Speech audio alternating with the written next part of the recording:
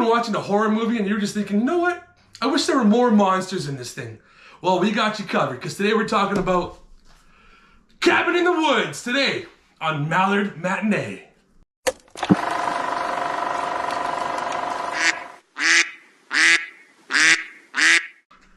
Yes, welcome back to Mallard Matinee, and today we are talking about Cabin in the Woods. It's the ongoing theme that we have this month with Trapped in a Simulation. We already did Tron, and that was a really fun review, and so we're trying to do more of a Halloween one, because this is October. We gotta get something in there that's kind of October-y, Halloween-ish. Yeah. So we got something, that kind of fits in the same realm a little bit. We gotta get our weenies hallowed. Yeah, exactly. Get those weenies hallowed as much as we can. But before we get too far, let's introduce ourselves, starting with the fella to my right.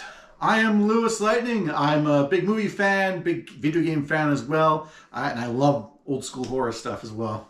And I am CountryBoy, and I love all sorts of movies. I love horror more than this guy does. So I love that this movie has a lot of different elements of horror in this movie. So it really speaks to me. But I guess one thing that we like to do is we like to say how we got introduced to the movie that we're talking about. Yeah. So let's start with you. How did you get introduced to this movie? So this movie is 2012. So it's kind of. It was supposed to come out, I believe, in 2010, and then I heard it came out at the end of 2011 in certain places, and officially in 2012, I think, in the US. So I think, yes, we'll go 2012. But yeah, I think at that time I was, still living with Muskeg, I want to say. Maybe I was there. But I feel like my memories are, when it came out, I'm not big on, I guess, the modern horror. I like old school stuff. I'm Evil Dead, trying to think what other ones I really like. I want to watch The Thing, The Blob, stuff like that. I like that kind of stuff. But more modern stuff, especially Blumhouse, what they make, and whatever, never really been my thing. But yeah, when this came out, like I said, I think I was living with Muskeg, but you two were talking about I remember seeing posters and stuff where you guys were like, oh yeah, this movie was good, I liked it, and whatever. And I was like, and I'm not saying that was right in 2012. It might have been sometime after. Has he seen this movie? I don't even know if Craig has seen this. Has he? I'm pretty sure you guys talked about it before. Maybe. But yeah, and I was just like, oh, okay. But I didn't ever watch it until 2 days ago. I watched it for the first time. Gotta watch it for the themes. So that's my experience. 2 days ago watching it and then hearing it from you guys for. Yeah, so like I said, I like horror movies, and what I like even more than horror movies are kind of horror comedies or comedy horror movies, and this one, it has that a lot. There's a lot of comedy in this movie as well too. So I was glad because I heard going into this one that it wasn't just straight comedy. It was kind of like a play on, or sorry, it wasn't just straight horror. It's kind of a play on horror. So I like that. It was more meta in that sense, and I like one of the things I love about the Scream franchise is that it goes meta. It's able to kind of make fun of itself and make fun of other movies in the genre at the same time. And that's what this movie does a lot too. It kind of makes fun of, or it kind of gives you a reason for a lot of the things that happen, all the tropes that happen in different horror movies. And that's what I like about this movie. And I think I watched it, it wasn't in theaters, but it would have been when it came out on DVD immediately. I don't know if it's because I bought it or if I rented it or whatever it was, but I bought it pretty soon after it came out on DVD. And that's the first time I ever saw it, and I watched it a bunch of times since then. So I don't want to go into some of the cast. I guess I have a whole list of the people that are in the movie. You'll have to name them because I only know one person. Well, there's the main five characters. You don't have to say their name. Obviously, we know Chris Hemsworth is one of the guys. He's the jock, but he's not really that much of a machismo jock until later on in the movie when they kind of are drugging them into making them more these archetypes and. I think this is a character that he had actually technically played before he was Thor. So I thought that was kind of interesting. I'm seeing him after he played Thor, but this is before he played Thor. So he didn't really have that Thor mentality yet. He wasn't too big for his britches yet. He wasn't the big Disney CEO or big name. He was just a guy, and he was playing a jock in the movie. And I thought he fit that role. He fit that role pretty well. Yeah, he was all right. Everyone felt like they were supposed to be these really generic comedy trope, or not comedy, horror tropes. Mm-hmm. Aside from there's maybe 2.5 characters that I feel tried to go outside that, but everyone else just felt okay, they're trying to do generic athlete jock, generic slutty girl, generic, like the stoner. And stoner, yeah. Well, yeah. Even the brainy guy. So it changed. And that was on purpose. That's obviously because that's what they needed for their sacrifice. I don't want to get. We're still talking about the cast. I don't want to get too much into that. Yeah. But yeah, like as far as Chris Hemsworth goes, like, he did this generic role, but it's like he never brought anything to it because they don't want that. Like they just want it to be generic. So I don't know. But the thing is, I don't think he was just generic because he really was like he had a scholarship. Like he's actually smarter than just a regular jock would be in most movies. I don't know. Like, and he was even in the beginning when he was with the main girl, I think Dana. He's like, no, you shouldn't be reading this, but you guys this book. This is the book you should be showing. We have one scene of that, and then nothing else again. The guy, the one stoner dude says it. He's like, he's a socioeconomics or whatever major, blah blah blah. It's like, okay, all we saw was him giving her a book once.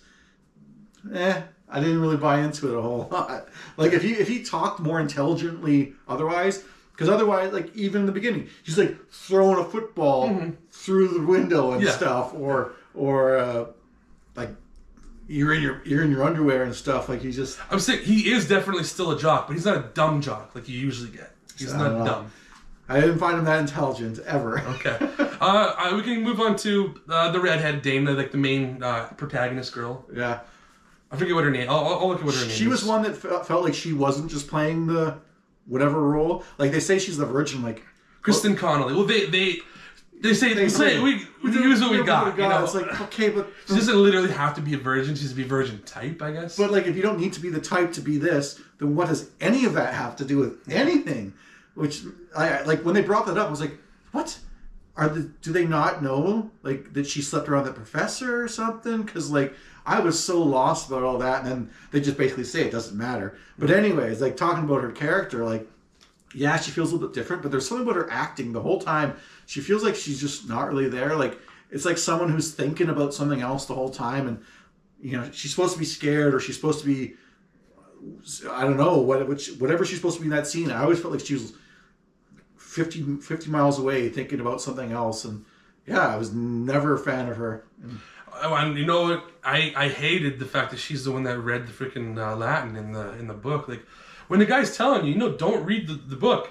Don't read the book. You know what? What are you doing? You're in a basement of some dilapidated cabin, and you're going to read a random diary. I put myself in that situation and just like, you know what? I'm a courteous guy, and I'd be like, okay, this person's obviously freaked out. I'm not gonna, even if I wasn't, I'm not gonna be the dick who does it anyways. But some people would be that dick, so like I could kind of see it. It didn't feel right for her character to do it though. It felt wrong that she was the one that did it because I feel like she wouldn't go against someone else's will. Yeah, it did feel wrong. But and for that reason, I thought that she was like the nerdy one. Like she's the nerd because she's reading Latin. She wants to bring books and all this stuff. But it's supposed to be this other guy who was the nerd. Like I never got that because the other guy's like catching a football and he's ripped and like he's he's still in really good shape too. Yeah. Then I guess you can go to him too. Like how did you think about that guy? He was the nerd of the group. What was his name? He was. I feel like I'd seen him somewhere else before. He was Holden. Was his character? Jesse Williams played him. I feel like I've seen Jesse Williams in something else, but I couldn't tell you what. But yeah, like he was there, and I feel like I thought his characters would be like bigger, like a love interest, and really come through like the different guy who wasn't a jock. And I never saw him as a nerd. Like I was like, he was a nerd.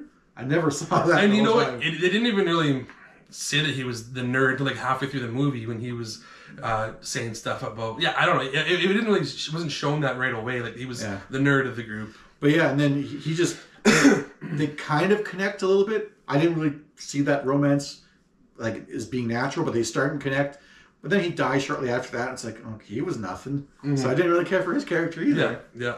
And then Jules, the slutty blonde one. I thought she played her role well. Like she was like most of the characters aside from was it Kevin? Was that Hemsworth's name? The character he played? I think it's Kurt. Okay. I knew who he was. If they said their names, I knew his name. Yeah, he was Kurt. I knew Jules because she was a very big personality. Yeah. But I did not know like Dana. I didn't know who Dana was until like probably 3/4 of the way through the movie. Someone says her name. Oh, it's Dana. I was like, I didn't even know who these characters were.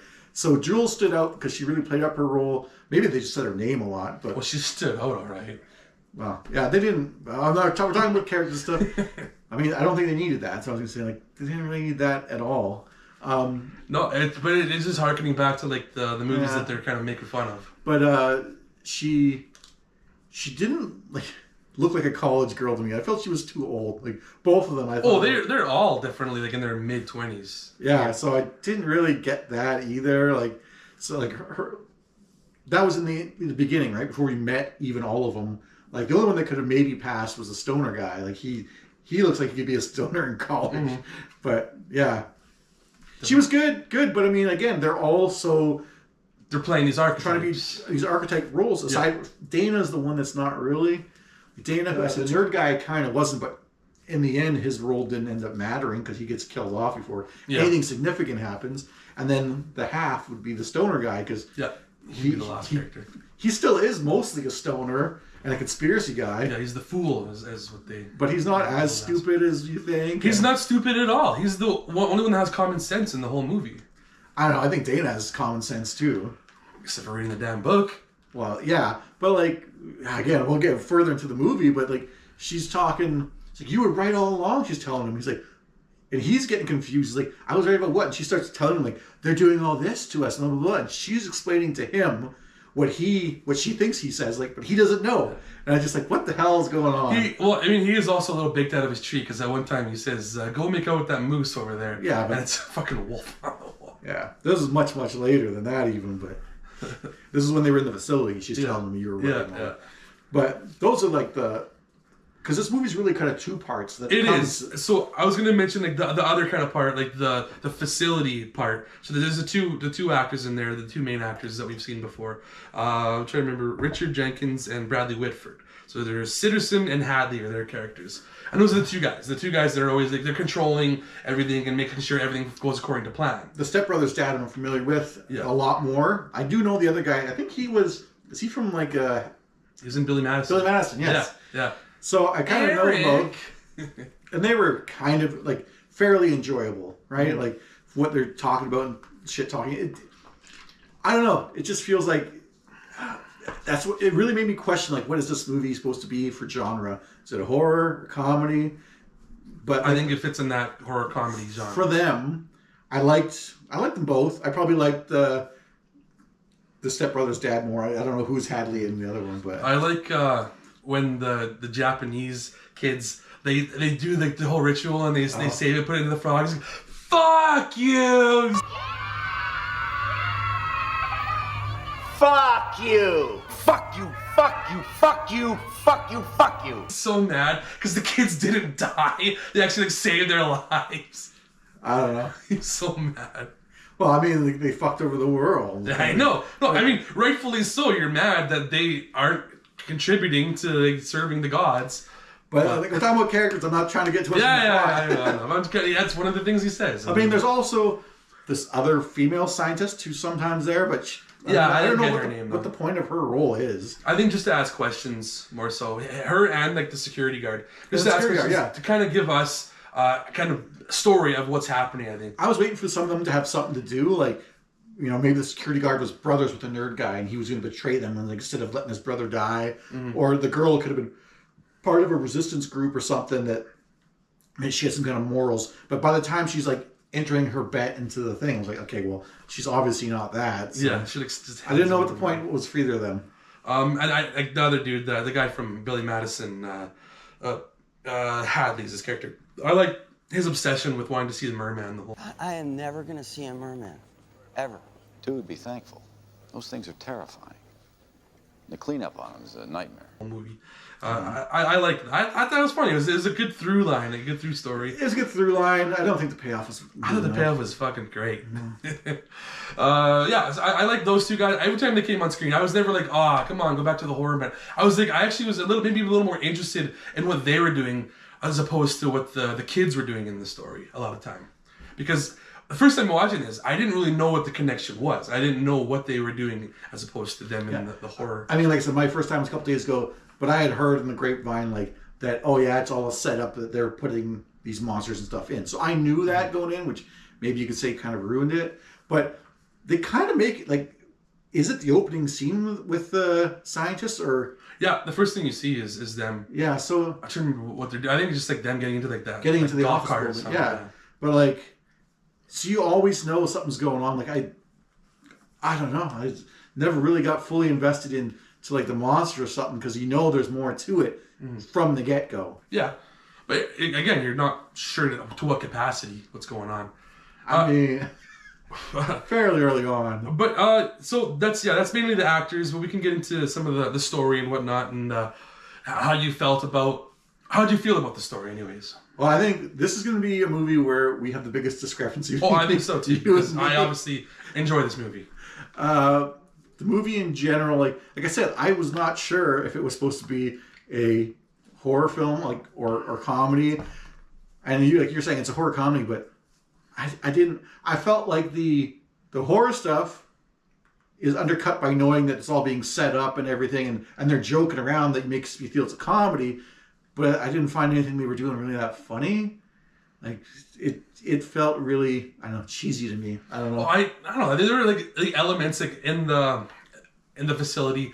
Like at one point when they thought that they had everything tied up and that they just had the virgin left, and then they were like, something tells me that I kind of really feel bad for her. She went through so much, and then the margaritas come in. I thought that was funny. It's funny because he's trying to get this heartfelt Ernst moment. He's trying to be like sympathizing with her, and then he's like, "Oh yeah, we're gonna party now." It was funny. It was a good transition. I don't know. Like, so the initial scenes when we see with the girls and stuff, like I felt like they were trashy already. Like I know they're trying to make Jules like the slut and stuff before they even get to the site. She was a slut before. Like they show Dana out in her underwear. Like it felt like, okay, this is all really the cliche stuff about horror films. Mm-hmm. And I know you say like later on that they wanted it for the simulation that they're in, but it was already like that. So just I don't know. I didn't really get that. And they tried to like normalize it. Like, oh yeah, she's sleeping with the professor. This one's like just. She wants to make sure they're all dressed really subtly and revealing already. It's like, okay, this is not the real world at all, but you're making it the cliche for horror stuff. And it's like, okay, but they're not hiding it. It's not subtle, and that's what I really didn't care for that at all. They took, too old for college students. Yeah, I said like. By the time the dope head pulls up, like it already felt like a generic as hell horror film. And like I said, that's before they get in there. Like he shows up with that huge fucking cup looking bong. Yeah, his bong. And it's just like that just seems like a cartoon, him pulling up like that. Fun fact, that thing was actually operational as a mug and as a bong in real life, and it cost $5,000 to make for the movie. And then when they got to the gas station on the way, I didn't even realize that was supposed to be, because it doesn't look like a gas station, aside from the pumps, obviously. The pumps were there. But I thought, like, why does this guy's house have fucking pumps there? But yeah, then they talk to that guy, and that's someone who, like, I like his character quite a bit. Oh, of course you do. The redneck guy with the Confederate flag above the... No. But just his spit and chew. Spitting, and he's very, aggressive, I guess, the way he's talking to him. Completely rude. But yeah, that just went from like 0 to like 100 out of nowhere. But that's another cliche that you get in those horror type movies. You get these hillbillies, like these kids on the way. I've seen a lot of Jason movies. I know, on their way to like the campsite or to the. But I was expecting to have something more to do. Like after that, he's basically gone. There's a phone call later where he's not really that all the time. Like and the guy's like, he's talking to me. He wants to get off the phone with him because he hates that guy. Okay, then when the end happens and everything, I was like, so what happened to that guy? And did he get killed, or did he ever even come back, or what's going on? He's on the outskirts. He's still fine. He's there. They can rebuild if. No, I guess they can't rebuild because everything's getting destroyed. But the movie to start progresses really fast. Like, they show up they show us the dormitory or whatever that they're at, whether the frat or sorority or I don't know what kind of building that is. But then they all get together. They get in the camper van and they're on the road and like. The first 50 minutes of that movie, you meet the guy at the gas station. Yeah. But it feels like such a setup, like the most cliche setup. Like maybe it's a little bit confusing once they go around through the tunnel and around the corner where you see the wall to the simulation. But like by then, you're already kind of aware that something's going on with these. I don't want to call them scientists. They're not really scientists, but operators. Yeah, programmers. The guys controlling the simulation or whatever you call it. Yeah. And then that two-way mirror. I don't understand what the whole fucking point of that was, because they use cameras. Yeah. I don't know why they would have a two. I don't understand it either. Like, what would be the purpose of that? Was it something that they put in there specifically for this simulation for whatever reason? Maybe it served a purpose in other simulations that they've done in the past. I don't know, but it didn't really make any sense, because when was it? It was never really utilized. And they smashed through it in order for him to save her that one time. Yeah, but it could have just been a window. But like you were saying, the speakerphone part, like that literally was the part where I was like, okay, this is not supposed to be a horror, but it's supposed to be a comedy. But I wrote here, I'm like, I don't think it's funny at all what they were doing on the speakerphone. I didn't find that funny either. I was just like, where are we going with this? I loved it. So I'll disagree. Like, I thought the mermaid payoff was great. What's his face is always talking about one of them. He even bets on the mermaid as one of the things that are gonna. And so that's something I want to get into, is like what summons what comes. Like, what I really liked that room downstairs. I was really interested in that and all the different things that summon the different monsters and stuff like that. I feel like the one was the least interesting one of the bunch, though. I kind of feel that way too. I kind of wish it wasn't just like a zombie family. Well, they're not zombies. They're torture rednecks. Well, it's different type. It's like, but they never tortured anyone. Well, they tortured each other when they were alive. They torture themselves. Who cares what zombies do when they're alive? I don't know. But no, they're a different type of zombie. Like he explains, the difference between like a seal and an elephant seal. He's not a werewolf. He's a football jock werewolf. That's different. They're fucking werewolves. These are fucking zombies. That's the same fucking shit. No, because maybe one exists because it's from like a biohazard or something like that, or maybe one exists because of incantation or something like that. Different types of toxic zombies, or anything. They're just zombies. I don't know. And like. Yeah, like it's the weakest one of the bunch, and it's just like, I don't know. You see all these other cooler ones like that would have been more interesting. Like, I didn't even think they would be that difficult to deal with. Like that, these guys could have probably killed them if they really stuck their ground. I don't know, like the one that's kind of a nod to Pinhead, Hellraiser, is that sphere thing? Yeah. How do you deal with that? I don't know what you would do with that. I mean the zombies that they did get. They could have dealt with them. Yeah. Like they could have. I thought they killed the big one because they stabbed him in the eye, and then he starts moving again, and she just stabs him like a bunch of times. 10 more times, and then he stops. Well, I don't know, maybe they regenerate sort of thing. Like you saw the ones like hand is still moving too. Yeah, but I mean, he was dismembered. If you cut them up into pieces, you can put them in a box, and that's the end of them. Like, and that's at one point, like Chris Hemsworth's character said, we should all stick together. And then the guys controlling the thing. No, we don't want that. And they no, we should split up. That's why they had to split up, because obviously you could pick them off easier. I didn't like that, like how quick that stuff works, and when you're in those kind of situations, like maybe sometimes like when you're hyped up, it could put the adrenaline up more. But there is a point like with humans and like sentient creatures where you're like, okay, even if I'm feeling this way, your intelligence side takes over. You're like, but I have to do this to survive or whatever, and like. That part where they're in the cabin when they first start getting like broken into and shit by the zombies, the doors all lock automatically. I'm like, okay, but they would have fucking seen like to have a mechanism on the door to do that. You'd think. I don't know. Maybe it isn't that obvious of a lock. The vents that just open up, like they're not hidden vents. They were quite clearly in the side of the wall. Mm-hmm. It's like, I don't know. I'd question a lot of his cousin maybe puts him in the stuff. He doesn't even have a cousin, they said at the end. I know. They never really get into the... It's his cousin's cabin. Like, we never meet this cousin. He never establishes who this cousin is in any way. There was a point where I thought, well, maybe he's in on it. Like because he always seemed to be like at the beginning, leading them around like, oh, you know, he was the one that took her out into the forest to make out. Like I thought they were going to the camper van, but no, I want to have sex in the moss, in the fucking dirt and moss. Yeah. Like who wants to do that? They illuminated the lights so beautifully, and they put the pheromones out. So she dies there. She wasn't going to until the pheromones came out. He doesn't die; he survives, but she dies there. Then he comes back, and he starts telling them what to do, like locking your rooms, and the door shut on them.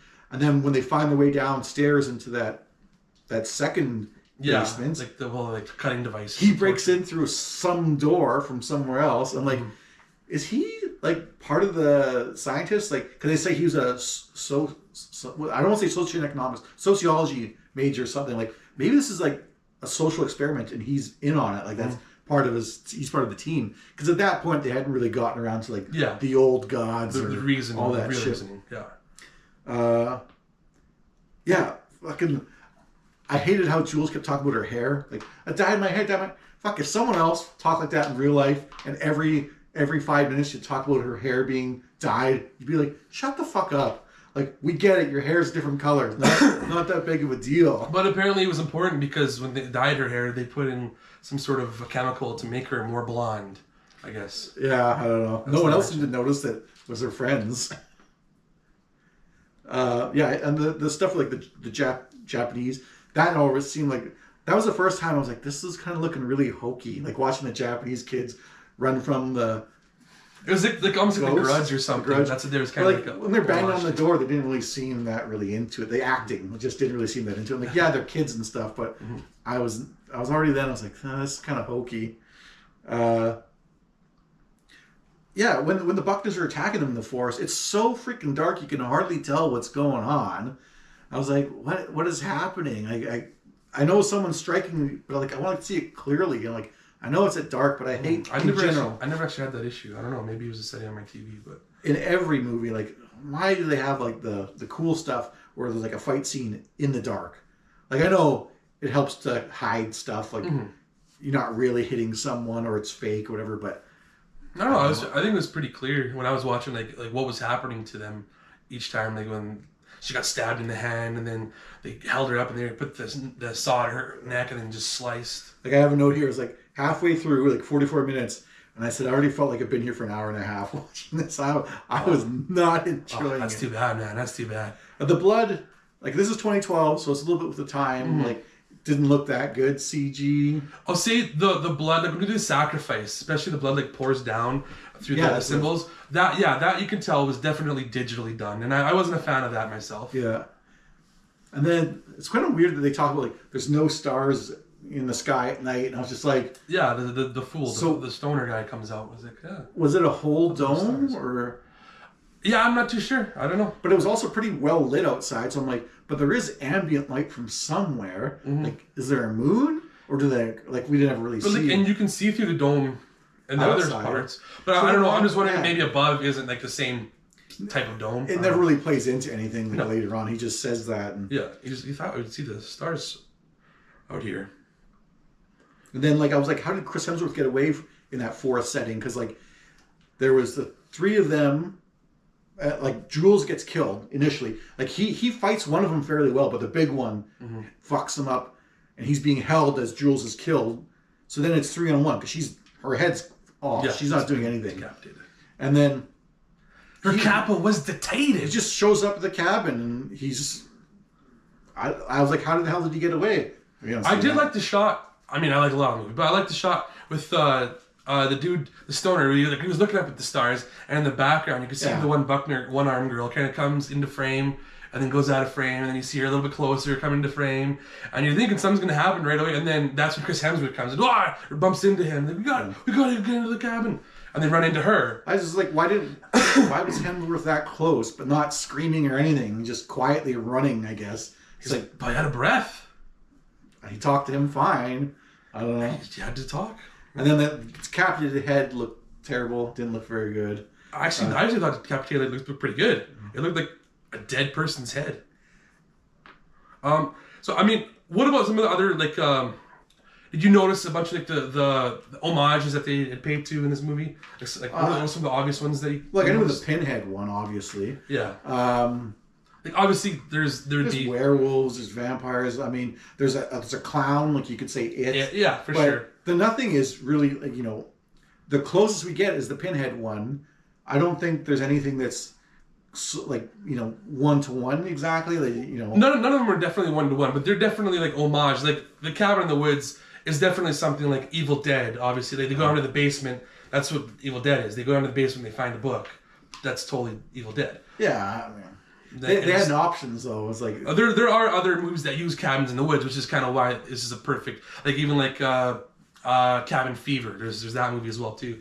But there's. I mean, when you can't just say that it's an homage to this and then say there's like a whole bunch of movies that are exactly the same. But I'm saying like them even like reading from the book and that summons them. That's definitely Evil Dead. And then like the Grudge, I'd say like the whole Japanese kids. And when you see the boxes of all the monsters, there was the twin girls. It's like The Shining, basically. I don't remember if I saw those. Yeah, there were two little girls in like blue dresses. They were in one of the boxes. And then there's Hellraiser, Texas Chainsaw Massacre. I would say just with the Buckners being, being hillbilly family. I kind of thought that, but they never really act like the massacre. It's because they're also undead, so that's not exactly the same. There's definitely a whole bunch of homages and parodying that they did in this movie, which I love because I've seen a lot of those movies, and so I like them doing this parody of it and almost kind of like explaining some of the tropes that you get in movies, like when they're fighting someone. It's like, why did they drop their weapon? Well, you see her like stab the guy and then she drops it because she got electrocuted. But there's still like plenty of times like when they get locked in their rooms that the stoner guy finds like the cord and like the microphone in the camera, or is it a camera? Whatever. He finds stuff hidden in the lamp. But then he goes and he's standing right next to a huge fucking window with his back towards it. And it's like, why would you even get close to that? Like, you can talk to yourself, sure, but you should be on the other fucking side of the room. You would think. Like, and that wasn't set up by fucking a shock or anything. He also thought he was on a reality TV show. So he said he saw the camera. Again, we're on a reality TV show. But other things I'm just gonna say I like. The tropes. And also like another one. Apparently, this is something I read. I don't know if it's true, but they said like the U.S. hasn't had a failed attempt since '98. Apparently, that's supposed to be a callback to the Faculty, a movie that came out in '98, and it was a bunch of students and stuff, and all the teachers and stuff like that. They were possessed by aliens, or they were aliens, and the students ended up coming out on top in the very end. Yeah. Some of them, anyways. They weren't able to do the full ritual. Like, for me, the biggest thing I liked about it was like seeing all these weird monsters and stuff. Like, like when it gets chaotic in the end, to me, that's the best part. But like, kind of confused me when they're like, wow, disappointed me. More than confused, disappointed. When they're talking like, you know, Stockholm fails or Berlin or whatever, and they cut to these places and like you see like all this destruction. Like one of them has a minotaur, but it's not Greece. It's like, I think it was Berlin. I forget what it was. And I was just like, well, I want to see Madrid? that. I think it was Madrid, I think it said. I was like, I want to see what that happened there. Like, to me, that was more interesting shit, but they don't even really show it. I mean, if on our other show we do Wasted Opinions, I like, we do sequels or remakes, stuff like we want to do. I would love like a sequel or like a series about some of the monsters in this movie. Like, do like a side story about some of the monsters, because there are so many monsters in this movie. Like, I read that the guys that made the movie, they made up like at least 60 different monsters for this movie. That's what, like, monsters is, I don't know, I use that term loosely. Some of them are just like people. They're like wearing masks or something. These guys in like they look like Japanese businessmen wearing masks. Masks, yeah. And I'm like, are these monsters? I don't know what that is a callback to. But then, what like, is that? It made me question, like, okay, well, how come these monsters are only attacking like the soldiers and other humans, but there's human monsters that no one's touching? Like, why don't they ever fight each other? It's maybe because they've been in these boxes for so long, they have like an understanding that like, hey, yeah, we're gonna attack the humans, not ourselves. Yeah. I don't know. I didn't think that far into it, because I was like, yeah, you think they would attack everybody around them, not just the humans, but I didn't think that far. And then, like, what if they died in that cave-in? Like, it didn't go off to plan, and then they're driving through. He's trying to set it off before. Oh, yeah. Like, what if it just crushed them? Like, could they still get the blood? How do they guarantee the blood every time? Yeah, I wonder that too. Like, would that have been a failure because they would have done it? It has to be something that they didn't do themselves. It has to be like their own failure in the world. And then, I wrote, like, is this a comedy? Because that Chris Hemsworth moment where he's on the bike trying to jump the gap, I was just like, we know that he can't get through there, and the music swells and everything, like it's building up, like a heroic moment for a big failure. We know this, like, so at that moment I was like, okay, this is not just supposed to be a horror, but like I said, they didn't really find it funny either. So I found it hilarious because he thought he was gonna be the hero and save them. I could do this, guys, and then he just takes off and just slam. And how did they not know that there was another zombie in the RV? Like, the zombie went in there and closed the door. He's in the bathroom. It's taking a piss. He's hiding now. Yeah. Like, they never did anything like that before. That's what's different about these zombies. They're a little more sentient. They have some thought. They can wield weapons. Regular zombies can't wield weapons. What if he died in the water? Like when they go in the water, the blood would get diluted. How do you get the water or the blood from that? I don't see the blood. I don't know if it's literally their blood or if it's just like they smash the thing as a ritual part of the fact that they died. Because the dude, the stoner dude, he never actually did die. You saw the blood. Exactly. So I don't think it's literally their blood coming out of there. I think it's just like a ritual thing that they have after they've killed them. I assume it was the zombie girl's blood because she was bent to pieces. So and also, it's her blood? I noticed too, I don't know if this is true or not, but after they smash the stoner dude's blood, a big earthquake happens. I'm thinking like the ritual wasn't properly happening and that maybe the gods were aware of it. I'm thinking maybe that was a thing. I mean, I didn't really know at that time what was going on, so I didn't think of that. Because they're like, oh, someone's getting excited downstairs. And I was just like, I knew something was going on. I didn't know it was like old gods or whatever. Yeah, and I knew that he wasn't dead, so I was able to like oh, I wonder if that's why they're like being louder and maybe causing an earthquake because the actual ritual isn't proper. How did you know he was dead? I'd seen this movie before. Well, okay, but the first time I saw it, no, I didn't know. It was a total surprise when he shows up. That's what I thought. That was a total cheat. I'm like, they have cameras like following them into the lake, but he got where they go, dragged back. I think into that elevator room, But they have cameras there later too. In the actual cube, I don't know because they had to drop down into the cube. They're in a room. They're in a different room. All that. They were filming that too. They weren't filming them hot wiring. When they were hot wiring it? Yeah, they had them in there. Like, they showed them in there. I don't remember. Because, like, how would they know, like, oh, he went back in there? To them, all they saw was they just disappeared. Mm-hmm. But they're always following, like, the zombies, the people. So why did they suddenly not follow him into the thing? I guess they just assumed, hey, he's dead. They saw the blood flying up just like we did. I mean, why? Let's follow the people that are still alive so that the ritual can continue. But I mean, when you release the zombies, they followed them for like 15 minutes as they just slowly trudge through the wilderness. Like, why would you I need to watch this, but when the actual killing happens, I can just assume it happens. Because they saw the blood. This is the world you're depending on. They saw the blood. A big deal. That camera was faulty. It wasn't working. Did not care for it. It wasn't working properly. What else have we got?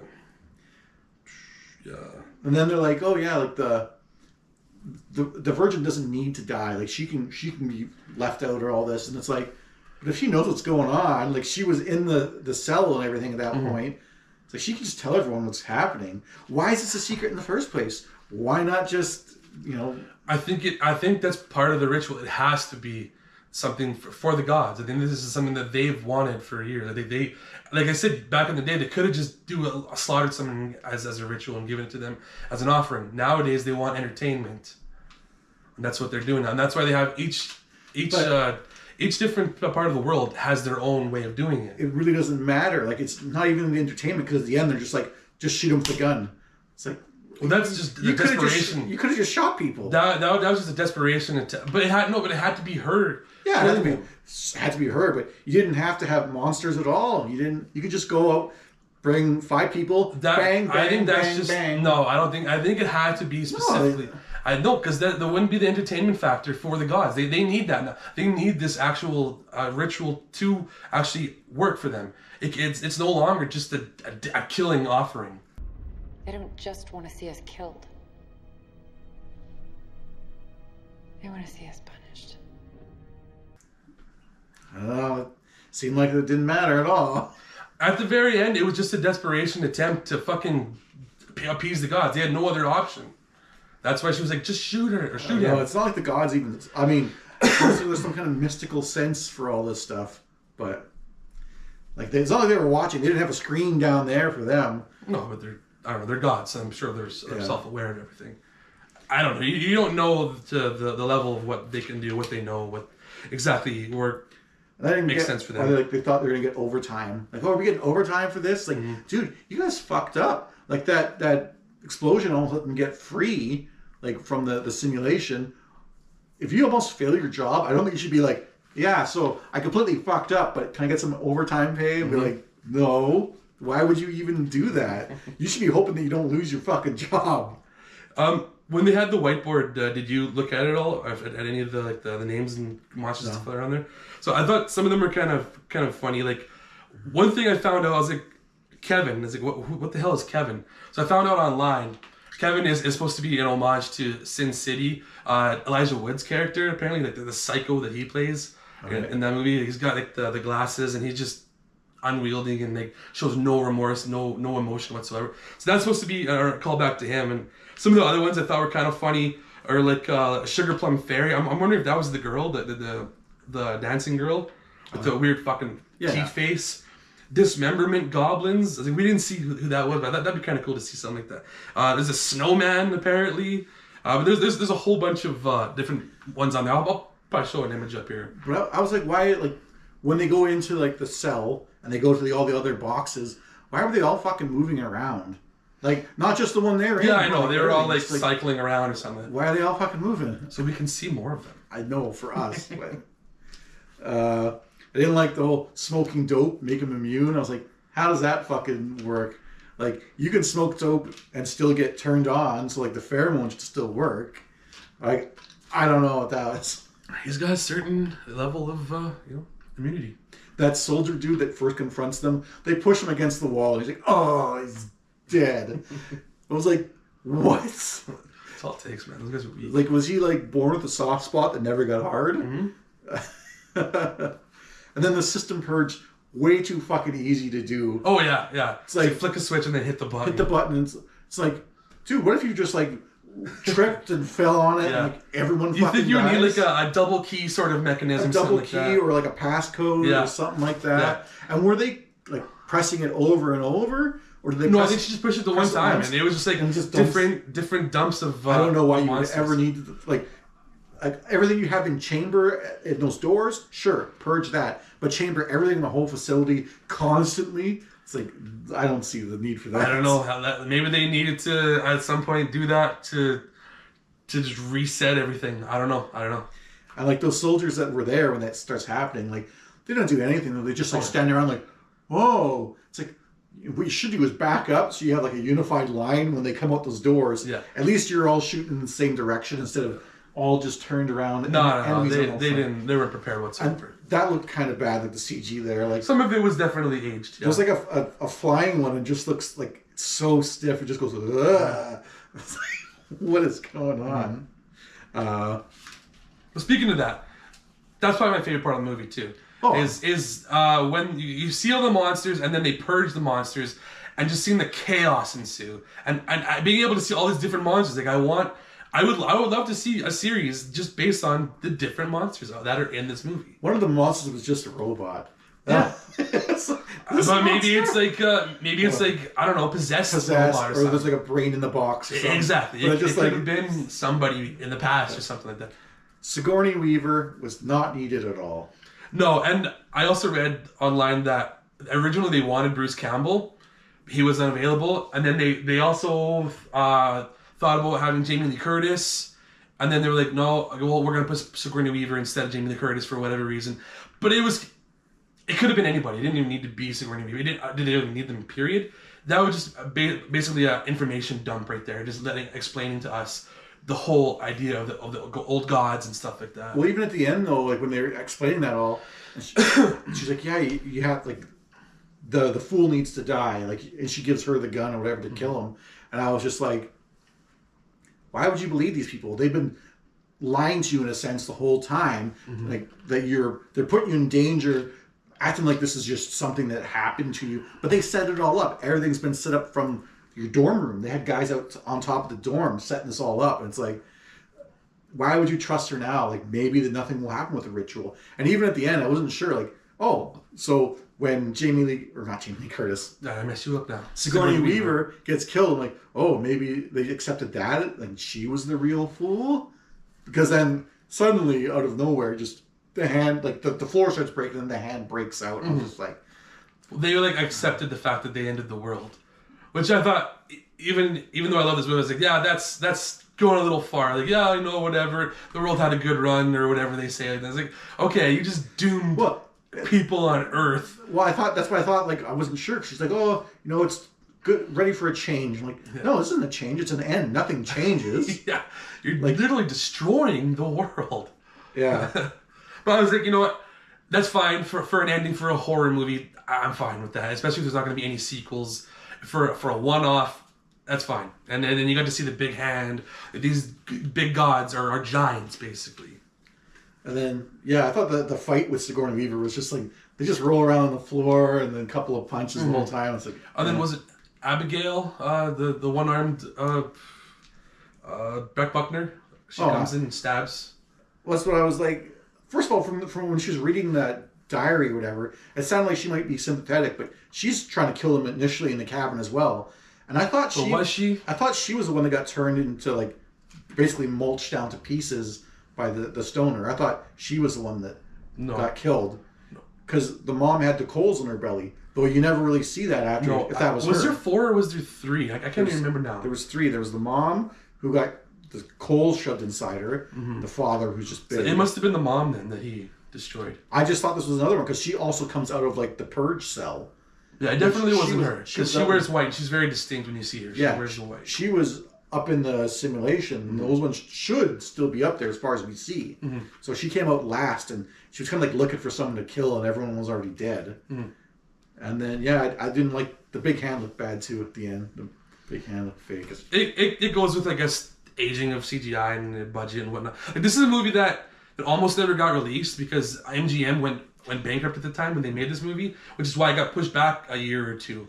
And then Lionsgate picked it up because they liked it, and so they're the ones that released it. And then I did say, like, what happened to the gas station dude? After the movie was over, I was like, what happened to the gas station dude? I mean, if the whole world's gone, the gods are coming. It don't matter. It don't matter. Yeah. So I guess that's going to be our rundown of the movie, kind of synopsis about the movie. Now we can do the good, the bad, and the ugly. I'll start because I'm a little more positive about the movie, so I want to say something nice about it for once. I was still in the Tron one. I gotta go down here. Tron, that was like weeks ago. We already touched on it. It was the releasing of the monsters. That was the good. That was my favorite part of the movie, is seeing all the monsters, like the giant snake that comes out, or the big vampire bat that comes out, and all the different creatures, the evil clown, all those monsters. Like I just want to see more of them. Just give me more of that stuff. That was awesome. Yeah, that was my good too. I said variety of monsters and that chaotic. Like I want that atmosphere to be the whole movie. Like if that was maybe 15% of the movie, I guess 20% of the movie at the end. But I would have liked that to have been like 80% of the film, like having all these monsters being somewhere out there. Just have a whole chaotic, like, oh shit, and this they're gone. This has got to be something, because this is like one of the first times I remember like a unicorn being like murderous. Like it stabs the guy against the wall. Yeah, I liked it. Like I know later other films have done it. Like, there's a movie that came out this year, actually. Yeah, The Killing of a Unicorn or something like that. Yeah. The Death of a Unicorn, I think it was called. Well, even like the Shazam Fury of the Gods movie, they have like that unicorn that's it's friendly to them. Yeah. Eventually, it's not initially, but it goes around. Like, was this like the first movie that did that? Because I remember that being special for some reason, but I was just like, why? Yeah. Who thought of that? You can go to the bad next. The bad? I just thought everything was way too cliche. Like nothing. I don't know. I wasn't interested in anything. It just felt like, yeah, they're doing everything by the books. And that's the whole kind of the point of the movie, is that they want things to be by the books. And I was like, yeah, but that's the fucking boringest thing ever. For me. Yeah, and I love that it does the cliche thing because it's on purpose. There's a reason for it. It wasn't just them doing Friday the 13th over and over again, which is I think a lot of it was pulled from that Friday the 13th, of having the 5 characters, the young characters, getting murdered throughout the movie, which is kind of the trope that they were going with there. But my bad was a lot of some of the special effects, like especially the digital blood. That was my bad. I didn't care for a lot of some of the age special effects. The blood specifically is the one that I actually had as my bad, because it didn't look good. You could tell like when it smashes and it pours out, it's not even the right color. But that was my bad. And then we'll go to the ugly. Give me your ugly. My ugly was just the clashing of comedy and horror the whole time. Like, I couldn't get into the horror because it's like, oh, these people are screaming and someone's coming after them. Cut to the people in the control room having a laugh or whatever. I'm like, okay, well, I'm not scared. I don't think, these people getting murdered is funny, regardless what they said. So I was never, like, to me, you undercut both of them. Is there any horror comedy that you've ever liked? Like Shaun of the Dead? Okay. Also, do you like Gremlins at all? It's been forever. I've seen the second one, which felt a little bit too cheesy. Like, I think I could have liked that one more. It just feels a little bit too cheesy. And that's why I love the second one. Is because it does a lot of this. It plays on the tropes and it actually makes fun of itself, which is what this does. And that's what I love about Gremlins 2. Like, I wouldn't say Army of Darkness is a horror comedy, but it's a comedy with horror elements to it. I like that one, and that one definitely has cheese into it as well. And the second Evil Dead is definitely too. It's definitely more of a comedy. That's like I said, like the old school stuff. Like, I think I would enjoy like stuff like the Abbott and Costello Meet Frankenstein or whatever. Like, I would be on board with that. I'll say. For horror comedy, I think you might actually appreciate Tucker and Dale versus Evil. I've seen it. You have? Oh, no? Okay. You thought it was okay. It goes a little bit too, it does the whole trope where, thing like, of the a character. Kid dives into the thing and gets ground up. I love that because Alan tweeted comments was like, he just threw himself into the wood chipper. Like, that one's a little bit better. Like, I kind of got like a little bit smirk out of it, but I was just like, okay, I know where this is going. Like, I love those characters so much. I don't need to see it for like 90 Tucker minutes. Tucker and Dale. And then my ugly was it was Jules making out with the wolf. It just made me uncomfortable. I don't know. It was like a fierce looking, scary looking wolf, and she's just sticking her tongue on its tongue, and you can see the tongue instead like flapping. It was creepy. It was just a creepy moment. I wasn't creeped out by it. I was more like, I almost thought I was gonna bite her. Well, I thought I was gonna bite her. That's what it was obviously alluding to. Yeah. But just like the mechanics of it, was like, I wouldn't want to like lick a taxidermy thing at all. No, especially it's like tongue and stuff. No, it's gross. It's ugly. I didn't want to put it in my good, bad. Well, I'd be the good, but I did like that it was filmed in Canada. I was like, this is like Coquihalla Valley and everything, so I like that. But I mean, that's not ever expressly said in the movie or anything. This is like a meta thing that we know after the fact, so I couldn't put it in there rightfully. Definitely feels like Canada, yeah, for sure. Yeah, monsters. Being inside of a dome and having just the forest, those are definitely our foliage that we have up here. So let's do some online reviews. Let's do that. I don't know if you found some reviews. I know you like to do reviews that you found like the professionals like to do online. I like to do the letterbox stuff, so maybe I'll start with the letterbox. You can go first, because I gotta pull mine up. Okay, yeah, I'll do the letterbox reviews because I have a letterbox. I have a letterbox page that I do reviews myself as well too. Go ahead and check it out. I'm CountryBoy_9 on there. And I like reading some people's just random reviews, some good, some bad. So I'll start with some bad. This is hands down the worst movie I've ever seen. Only thing that even gets it half a star is Fran Kranz's performance, plus a satisfying ending. Apart from that, I wanted to rip my eyeballs out. Half a star. Fran Kranz? Fran Kranz's performance. Who's that? I'll look it up. Did I write that name down? Oh, it's Marty. Okay, the stoner guy. The stoner. Oh. Okay, yeah. I think he was my favorite character. Oh. I think he was my favorite character, if I'm being honest. I like more the guys, like the programmers. Either of them more than any of them. Yeah, I like Fran Kranz's character, I guess. I don't know if I've ever seen him in anything else. I don't think I have. He reminds me of somebody I've seen, but I don't know who. I don't think I've seen Jules, Dana, or no, I've seen the other guy. But yeah, Jules, Dana. I haven't seen them in anything else that I can think of. I probably have, but it's probably like such minor roles that I wouldn't recognize. To me, it was like all unknowns aside from the programmers and Chris Hemsworth. Yeah. Oh, Sigourney too. Oh yeah, obviously. Then this is another review. Don't be that friend that reads the Latin when someone is telling you not to read the fucking Latin. Literally, I will throw you to the zombies.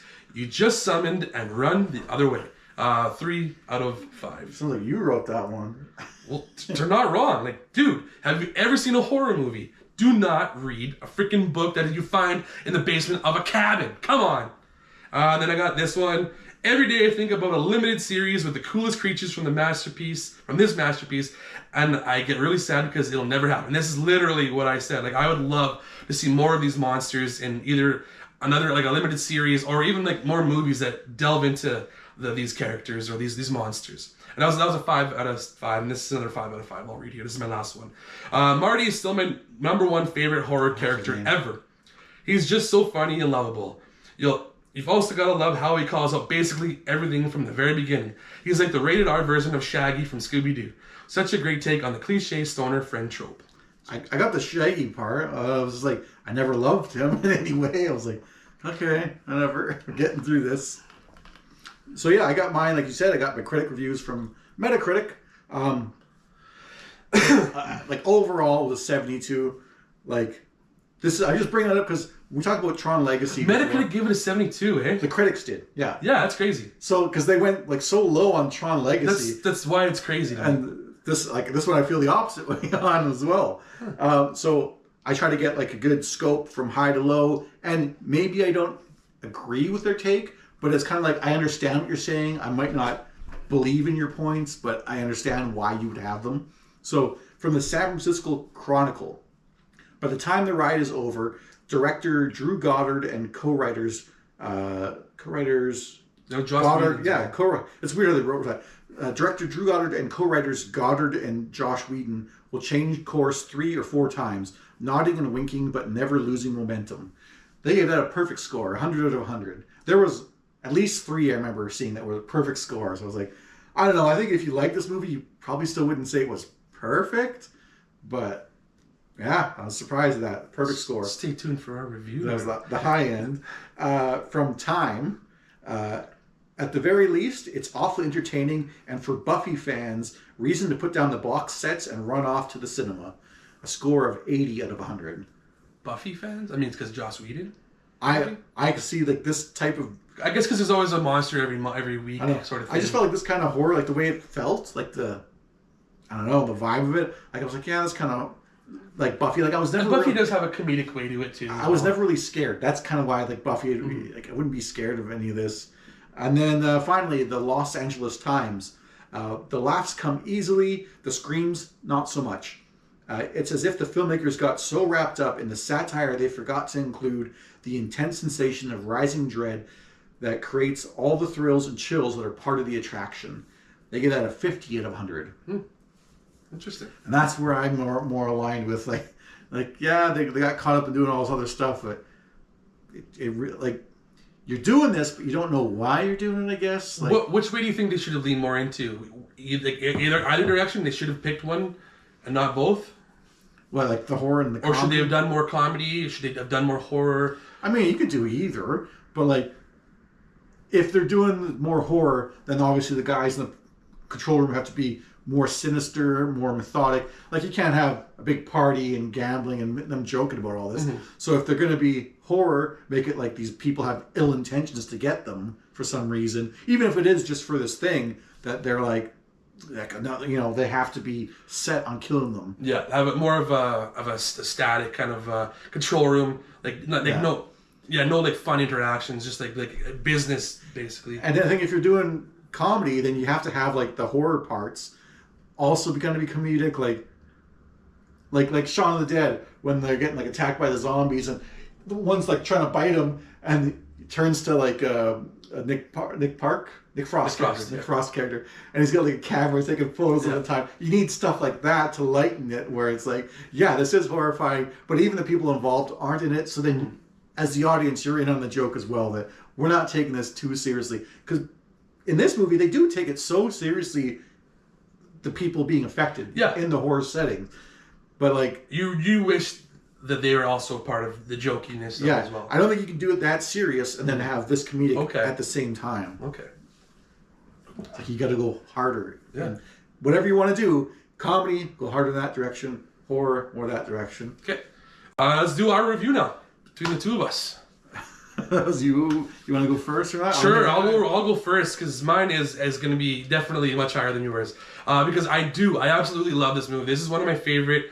I call it horror, but it is horror comedy. It belongs in the realm of like my Gremlins, or like you said, even the Shaun of the Dead sort of stuff, or Tucker and Dale. So it belongs in that realm. Still horror though, so it still is one of my favorite horror movies. And I honestly love the meshing of everything. I think it is a good blend of the comedy and the horror. It works well for me. I love the callbacks to other movies, which even though it's not direct callbacks, I understand the homages. So for me, like, because I love it so much, it is a 9. It is a 9 out of 10 for me. I love it that much. I have that much fun with it.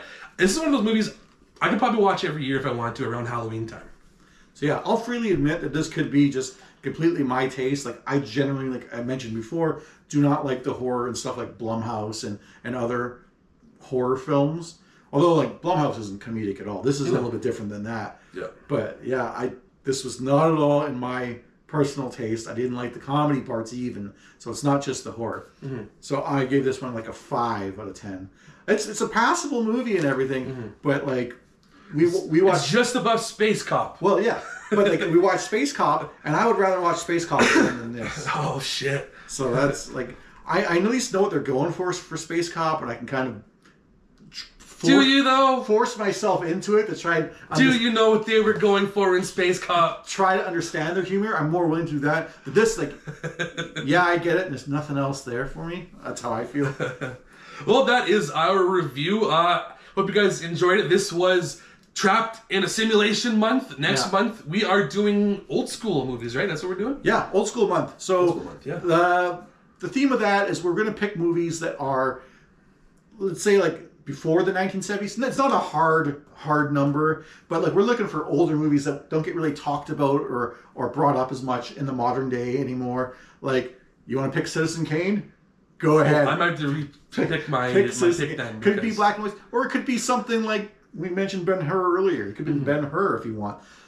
Something that's hopefully a little bit notable. Like, if you pick something that, I don't know, just someone made in like The Room back in 1950s. Like, I don't think anyone really cared. Yeah, some French movie that nobody's ever really heard of. I could think of something like that. But we are going to go with something hopefully popular, old school films. Yeah, old school films. That's awesome. I'm looking forward to it. And where can we find you? I am on YouTube and on Twitch. I mean, Twitch is whenever I'm playing stuff, so maybe not all the time. You can always find my stuff on YouTube, and that's both of them under The LewisLightning. It's all one word, The LewisLightning, just as it is on screen here somewhere. And you can find me at CountryBoy_9 or CountryBoy9er, a whole bunch of different places. Like I said, I'm on Letterboxd, I'm on Twitch, I'm on YouTube as well too, where I unbox a whole bunch of different stuff. I meant to grab my toy. I have a toy gremlin figures that I unbox. It's not gremlin, it's kids dressed as gremlins. Ben Cooper. They're cute and they're fun, so you can check that out. That's on my channel, but we're also on another channel with another friend of ours. The Real Monster. Oh, he's not here, thank God. No, I must get. He's a good guy. We love working with that guy. Called Wasted Opinions is our other channel where we talk about a whole bunch of different stuff. We talk movies, TV shows, video games, food, comic books, food, wrestling. Music, wrestling, whatever you think is popular. We talk about it. So check out that channel as well too. But that's gonna do it for this one, I guess. We'll see you back in time when we go to the old school movies. Yeah, old school movies. And then I guess until then, we'll head out to the cabin in the woods.